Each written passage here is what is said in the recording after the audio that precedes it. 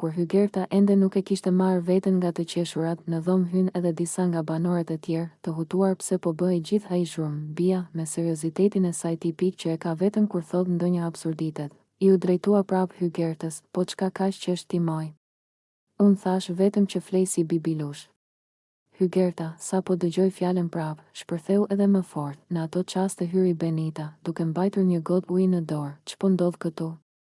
Pyeti ajo gjithë kureshtje. Hygerta, pa mundur të fliste, vetëm tregoi me dorë drejt Bias. Benita u ul ngadalë në koltuk, e përkul kokën drejt Bias dhe e pyeti, Bia, çfarë je duke thënë kështu?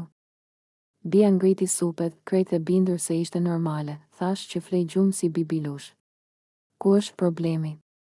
Benita nuk e mbajti dot të qeshurën, gati i ra gota nga dora. O Bia, bibilush është tjetër gjë fare, tha ajo duke qeshur aq shumë sa mezi nxori fjalët. Bia u habit edhe më shumë. Ç'është më?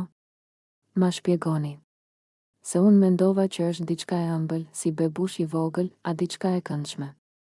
Në atë moment hyri dhe lavdrimi, i cili pa të gjithë që qeshnin dhe tha, çfarë u bë?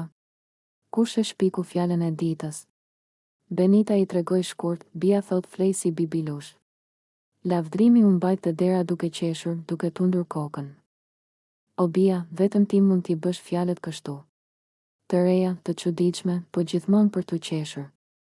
Edhe Arditi u afrua, po prit. Çfarë është bibilushi sipas teje?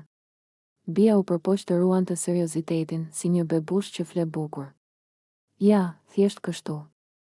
Banorët shpërthyen sërish në të qeshura. Hygerta mezi foli, jo Bia, jo. Bibilush tingëllon si diçka që as ne se dim ç'është. Veç ti mund ta krijosh. Bia më në fund qeshi edhe vetë, mirë. Që nga sot unë jam bibilushi i shtëpisë. E pranoni apo jo? Banorët brohoritën me shaka, e pranojmë. Dhe kështu bibilushi u bë fjala e ditës, e javës dhe ndoshta e gjithë edicionit, fal Bias që arrin.